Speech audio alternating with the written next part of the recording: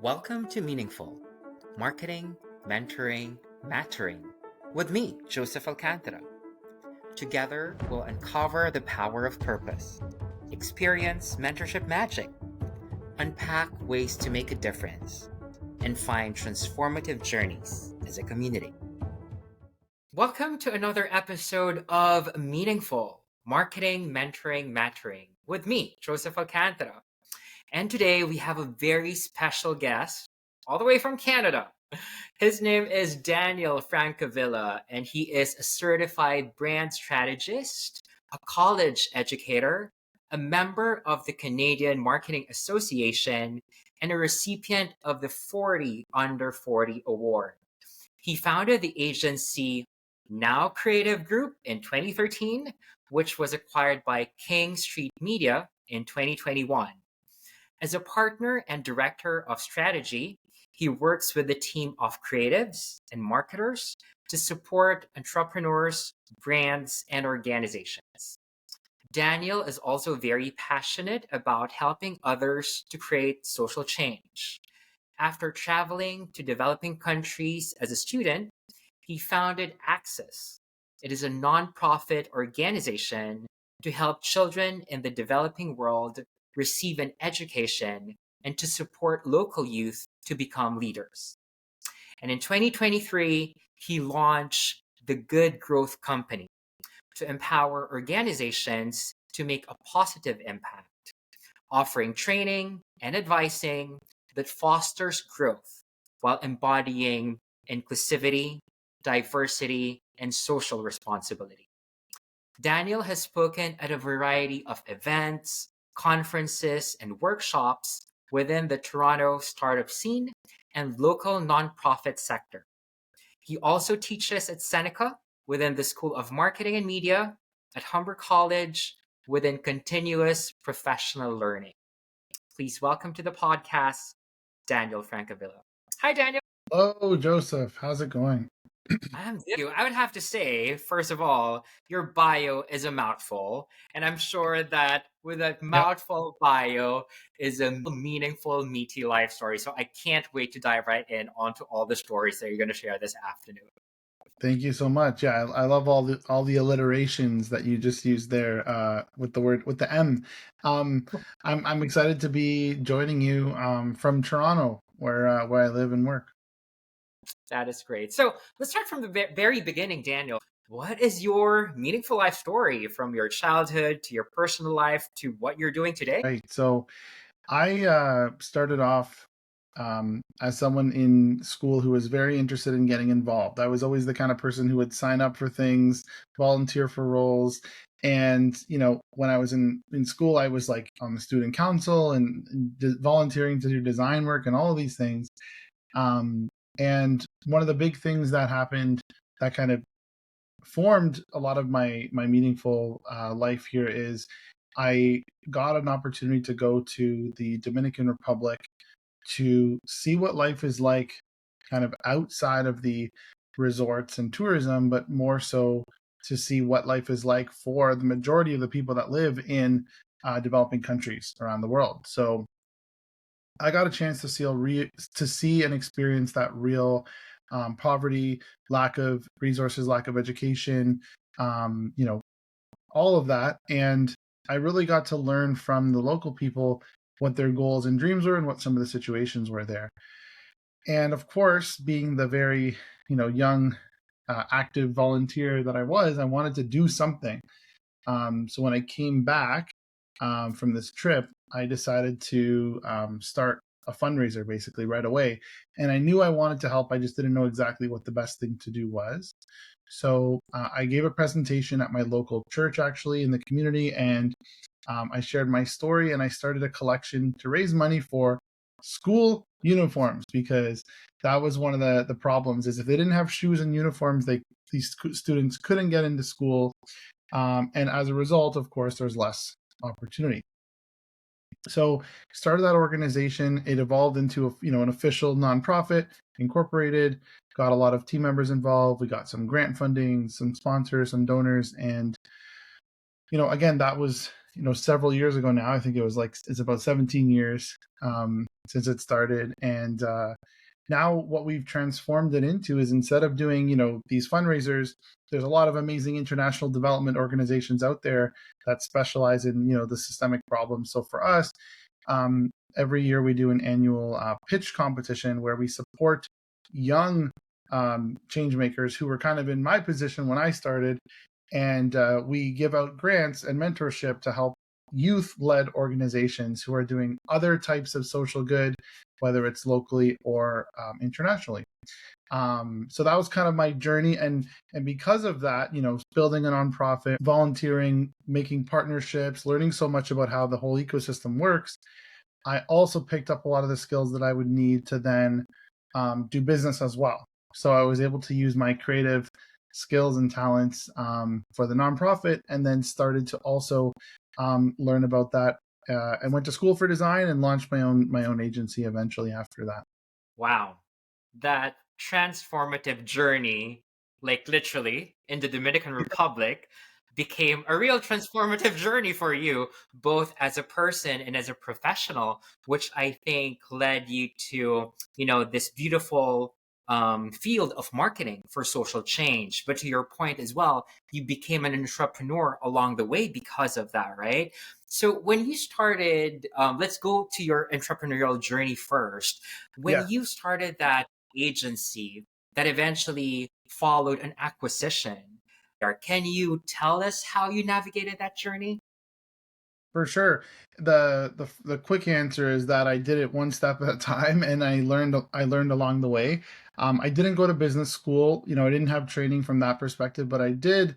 I was very passionate about the industry and about the craft of using creative to make an impact, because I had been doing it already as a volunteer, right?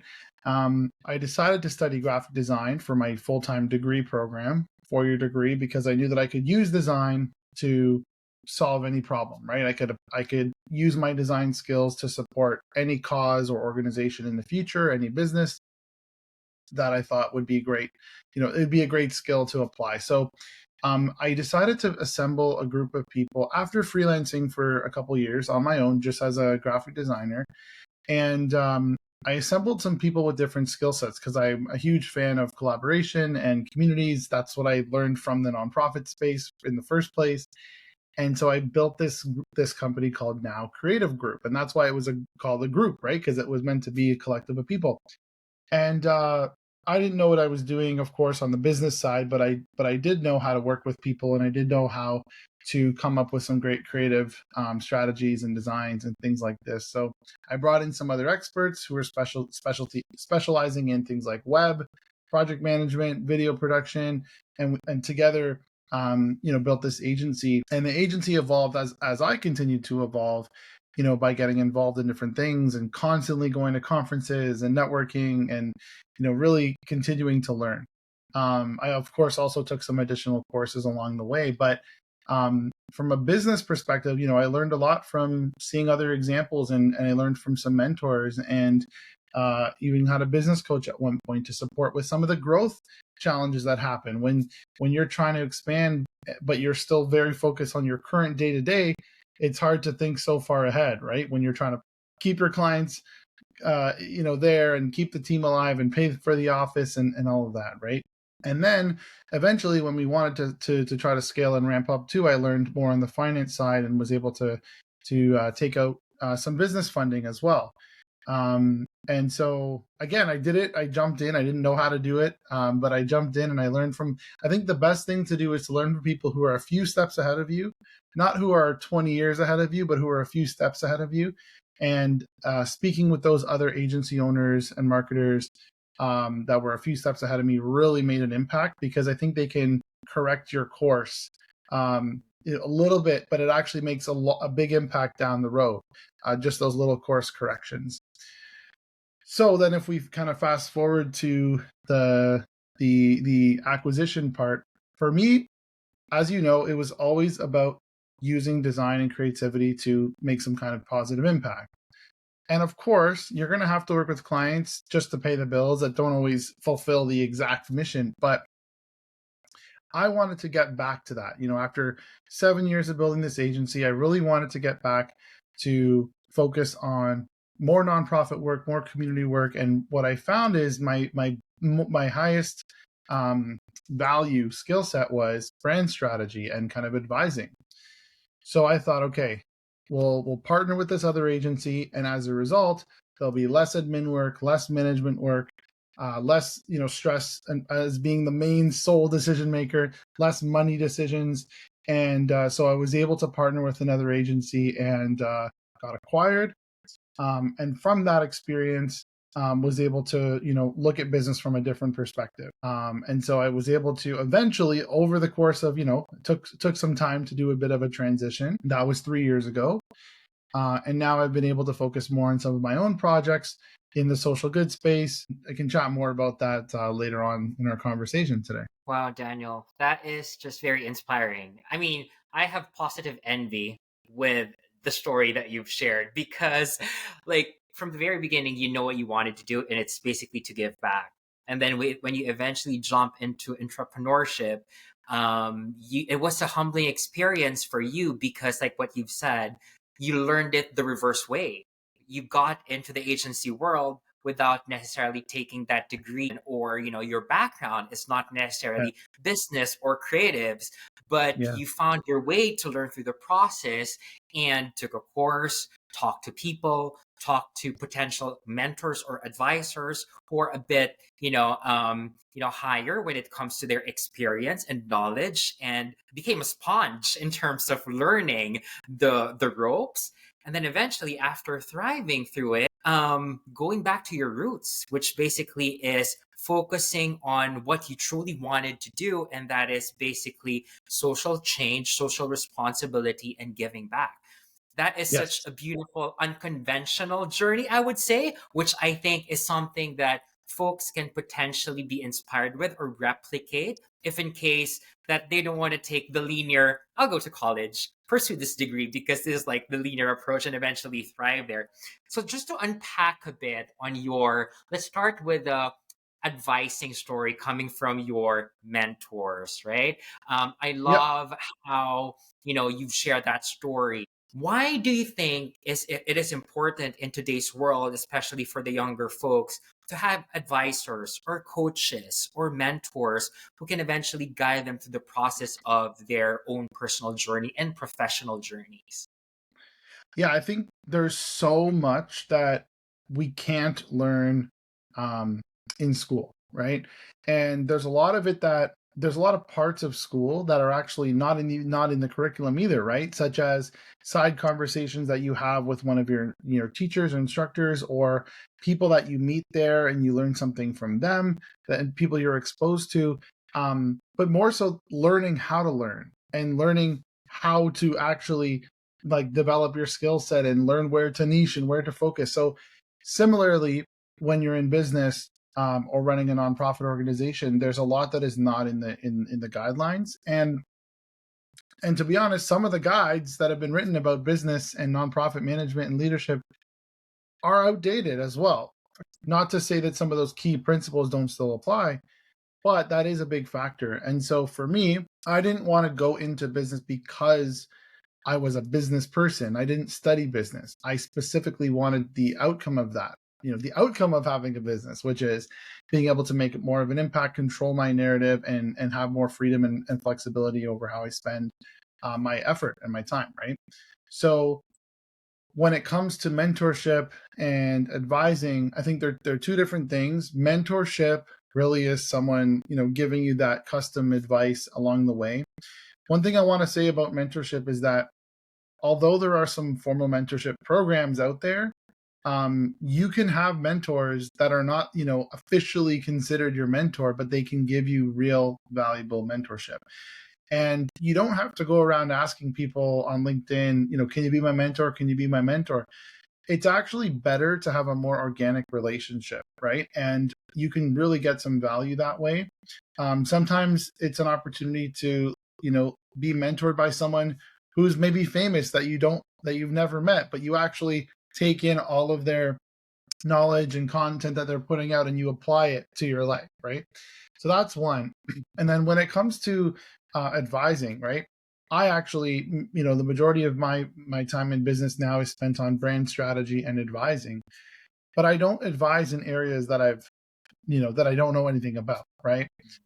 Advising is something where you can guide someone, and my favorite part of it is that you're able to change the way they're thinking about things, so that they can then make the decision, right? As an advisor or a mentor, you're never telling someone what to do.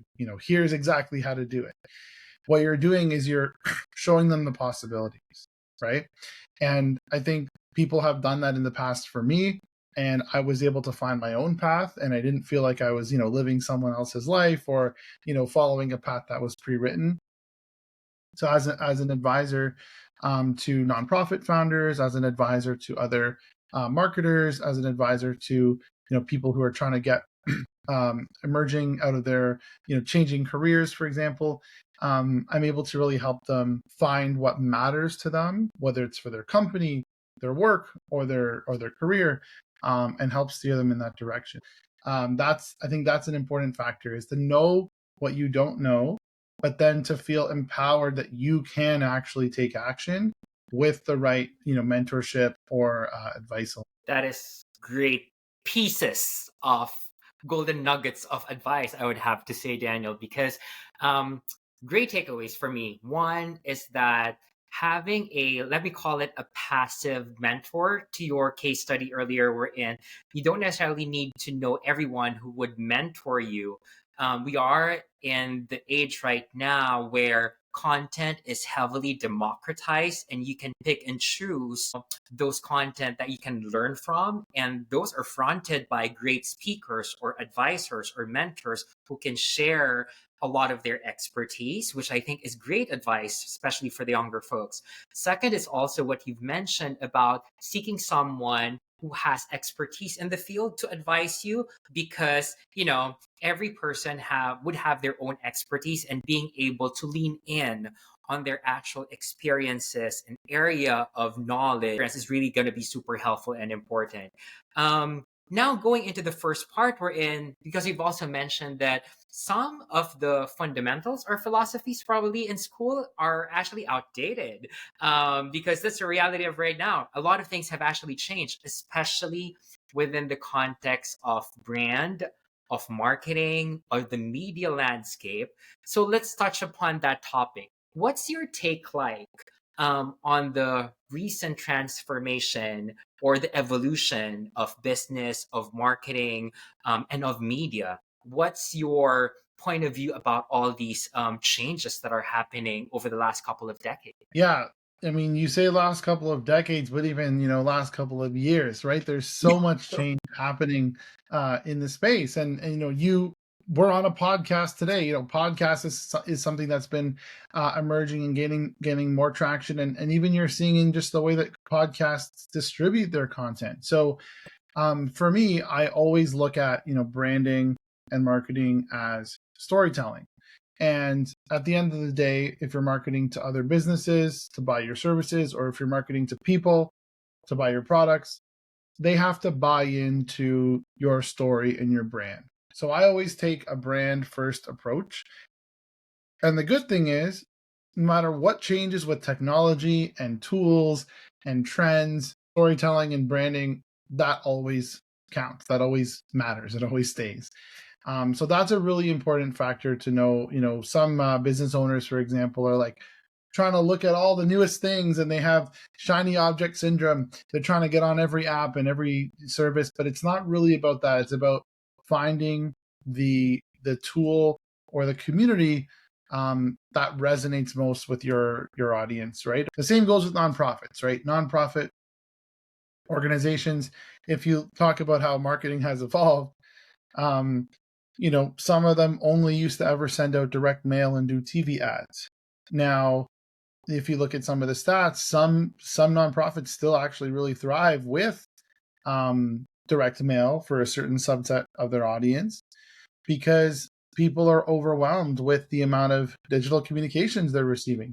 Way too many emails, way too many social posts and ads. And so they actually found there's been some data that showed that sometimes just a plain old direct mail with it serves as a reminder to donate. Now, you're not going to necessarily donate through that envelope, but it's going to remind you to go online and donate, right? So I've seen a lot evolving, and I think, Joseph, what's happening mostly now is that people are trying to find out how can they be authentic. People are not interested in people who are brands who are just selling directly to them, direct marketing, direct sales in their face, asking them to buy. Now that's what people are trying to focus on is finding a way to be authentic and to provide real value. And as a result of that, yes, if someone resonates and they find that value, they may choose to purchase from you, right? That's a great juxtaposition to your point of what's happening right now over the last couple of years, the new tech, the new ways to communicate, the new ways to reach an audience for prospecting or lead generation, but goes back to the reality of nothing has changed within the principle of being authentic, having the real right story, and the why a certain brand or product has to be bought or has to be believed by a certain set of consumers. Or if it's a nonprofit, why they would trust that nonprofit to represent that cost for them to shell out some of their funds to eventually donate and take part in the advocacy that that group is trying to help or aspire for. I think that's a great balance to your point. So in the world right now, we're in a lot of great opportunities are presented to brands and also Yes. for nonprofit organizations, right? I'm sure that there are a lot of challenges and difficulties as well. What are those challenges that you're facing as you are advising the brands, and how do Yep. you help them navigate through those challenges? Yeah, I think there's the biggest challenge when it comes to marketing for any, nonprofit or small business or startup is trying to determine the return on investment for your marketing, right? A lot of the data is showing that people want to focus on entertainment with their marketing, right? They don't just want to be, like I said, they don't just want to be sold to, but um, you know, audiences are saying like too much promotion, they disconnect, they unsubscribe, right? And that's one of the main reasons why people will unfollow or unsubscribe.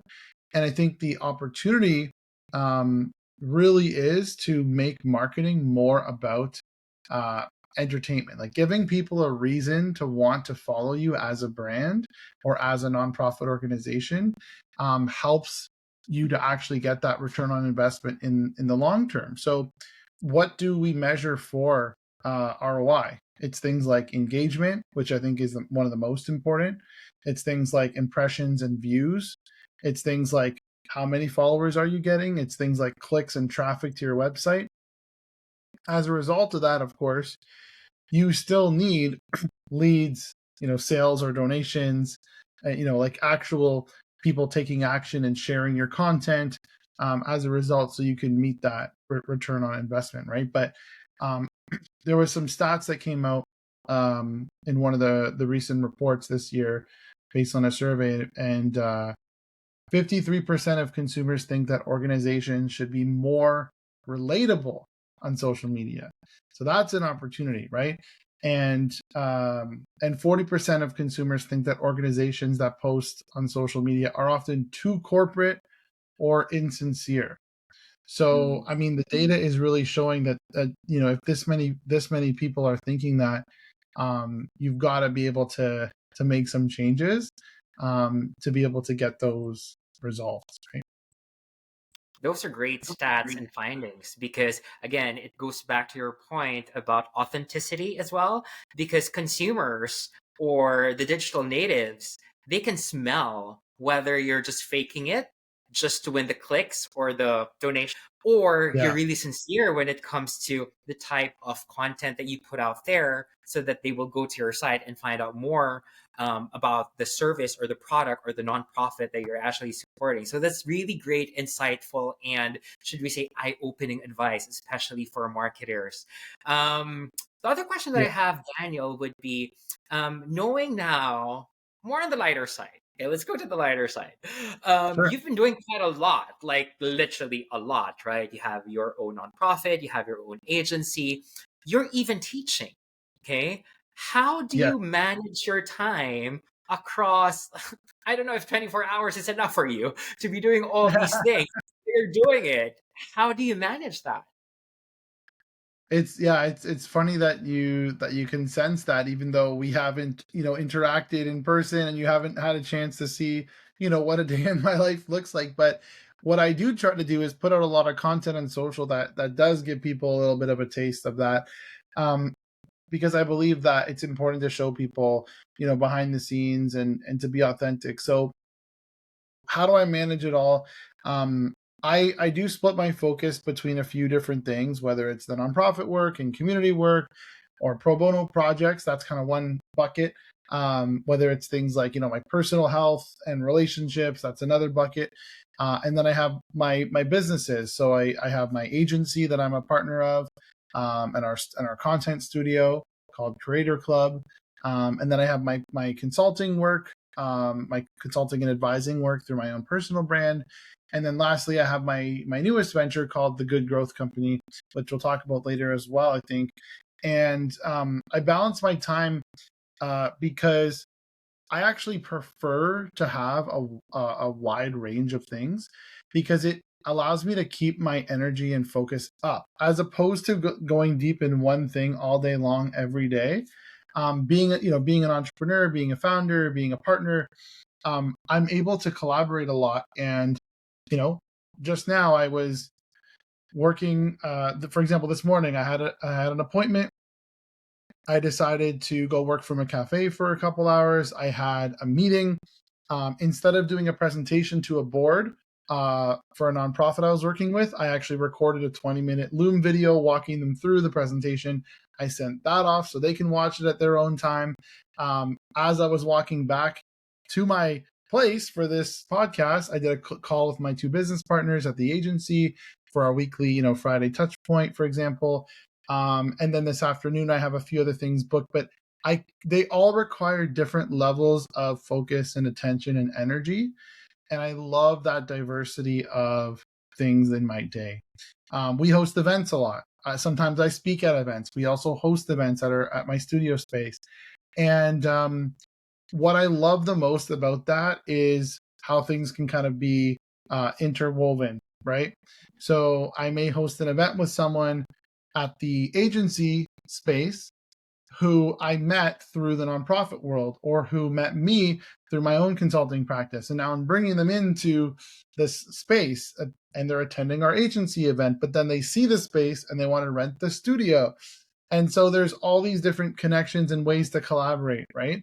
And I think that's kind of how I do it. I recently started waking up a little bit earlier, but I will say, Joseph, that prior to COVID, prior to the pandemic starting a few years ago, I was a mess in terms of like health, productivity. I was all over the place. I was staying up till midnight or 2 a.m. working. I was falling asleep working. I was driving all around the Toronto area. And now I'm able to streamline that. I mostly attend meetings that I can walk to, or that I can, be on here. And at the end of the day, it comes down to doing things that fuel you. So if it's something that's going to feel like it's an energy suck or an energy drainer, I can only really do like one of those per day maximum, right?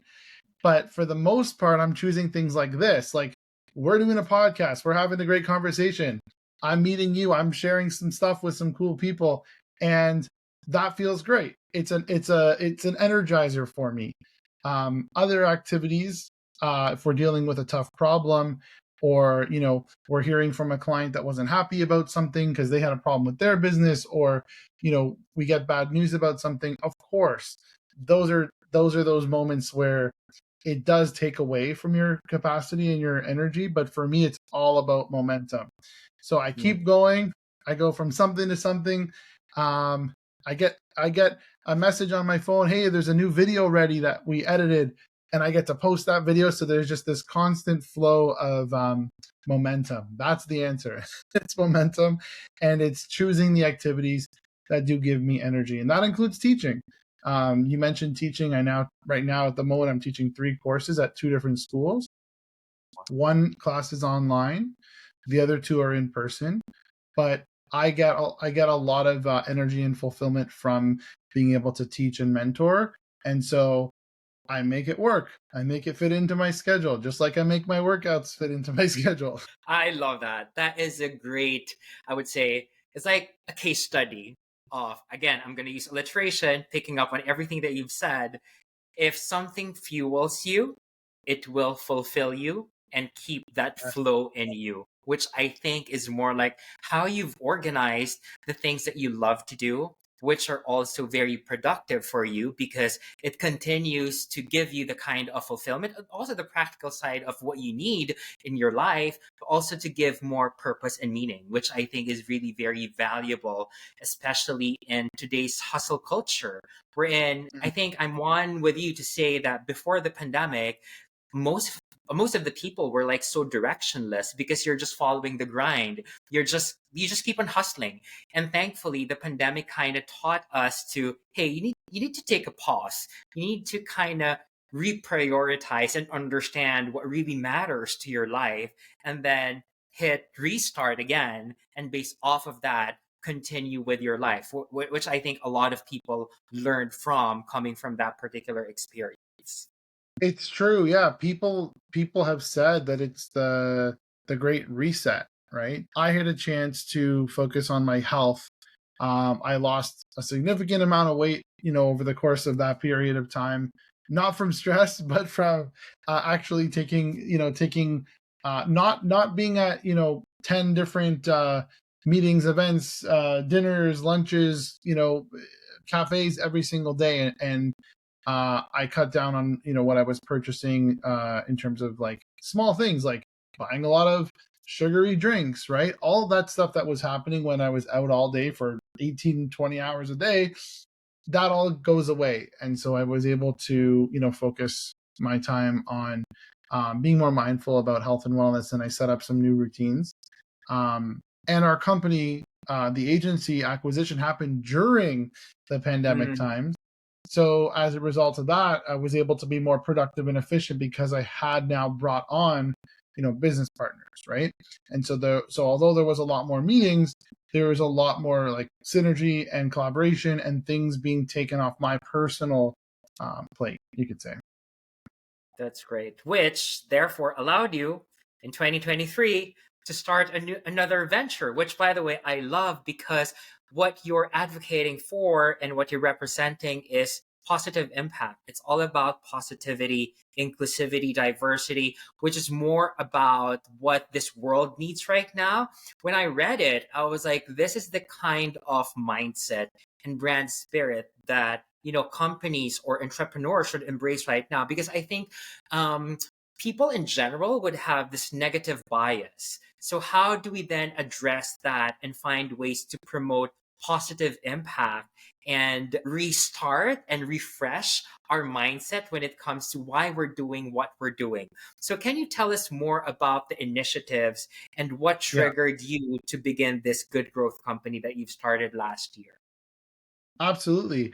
Um, Good growth was something that I wanted to do because of the fact that I was doing it in bits and pieces already, in the sense that I was being hired to do workshops or being on a panel.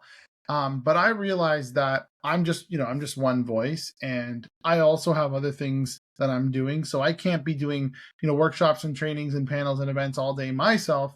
It's not scalable, of course, and I don't know everything. I have a few things that I'm very, very skilled at, but um, what I wanted to do was serve nonprofits and some organizations and even some social enterprises, serving the organizations and people that are trying to do good at work at their organization, by empowering them and giving them the skills that they need to really take it to the next level. And what does that look like? It doesn't look like just reading a book. It doesn't look like here, take this quick online course. You oftentimes need that direct, whether it's in person or online, live training where you can ask the facilitator, ask the expert specific questions that pertain to you and your organization, and get that guidance. So, what I decided to do with Good Growth was not just expand on my own area, but to also bring on a whole roster of people. And I've done my own consulting work and advising through my own personal brand. Daniel Does. Daniel Does is my personal brand, right? Great. But what about beyond me? Because I like to think a little bit bigger, and I like to think about, the whole community. And so I have two different parts of good growth, but the main one is the training. So if a nonprofit is looking to, they can't afford to hire a huge new team, they can't afford to hire senior people all the time, but what if they could upskill their existing team, right? And so what we do is provide these engaging and informative live training sessions in person or online.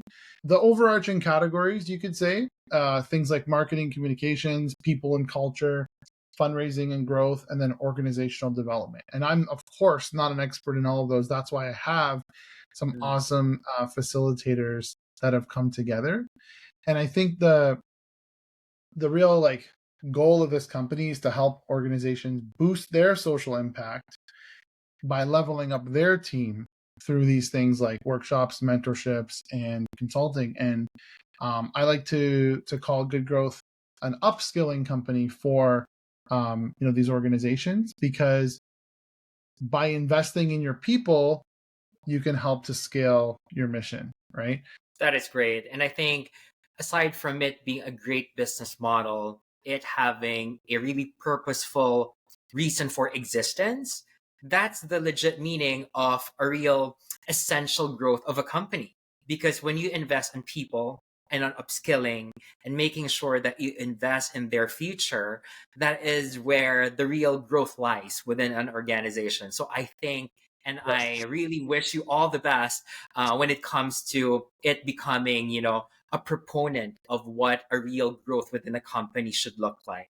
Now Thank you. knowing that, yeah, go ahead.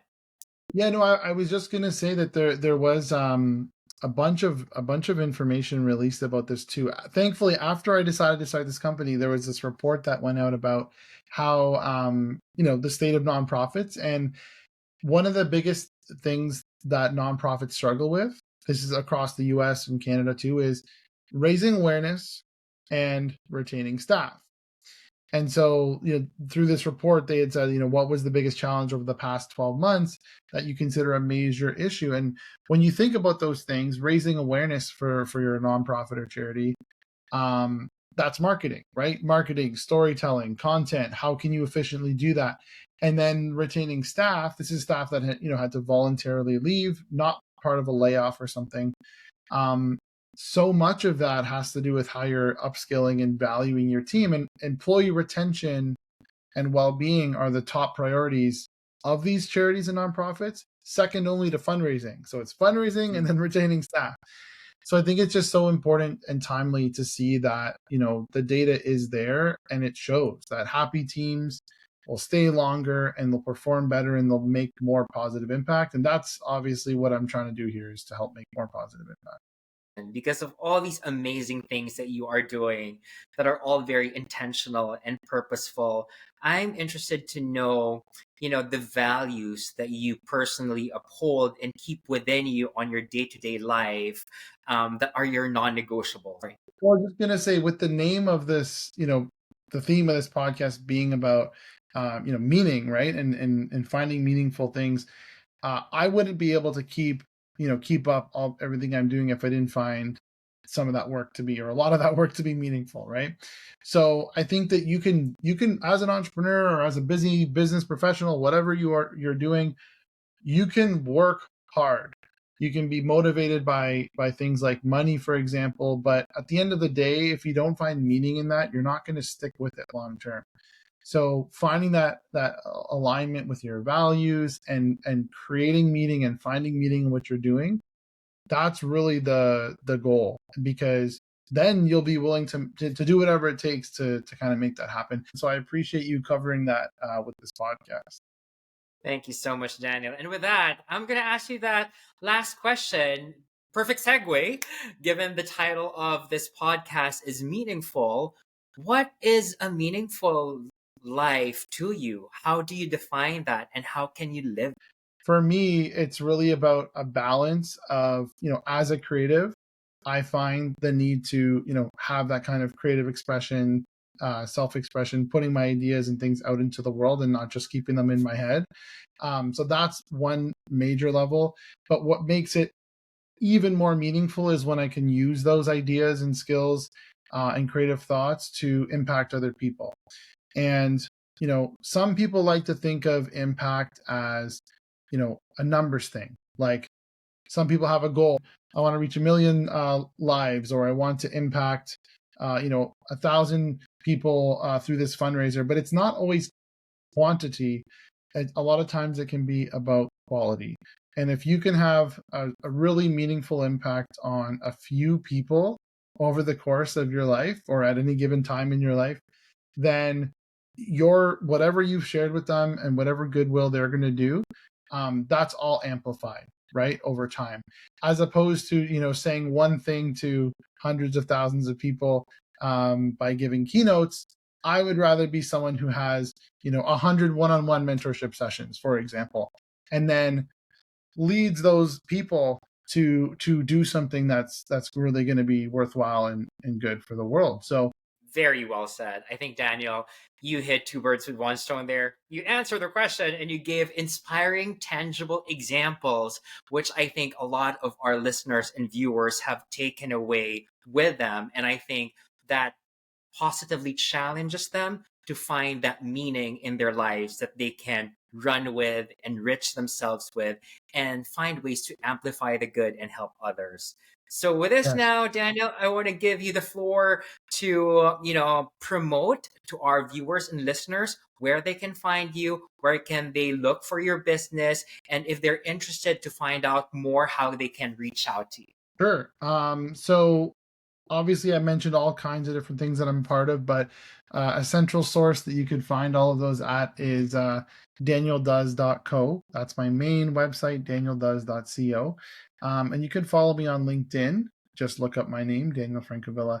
I do talk about everything from brand strategy to education to social good to storytelling to startups. I have kind of my eclectic mix there of content that I try to provide value. So feel free to search me up there or danieldoes.co. Well, thank you so much, Daniel, for your time today. I'm sure a lot of the listeners have learned a lot, and I did as well. And we will definitely continue the conversation over socials or in future opportunities. Awesome. Thank you so much for having me, Joseph.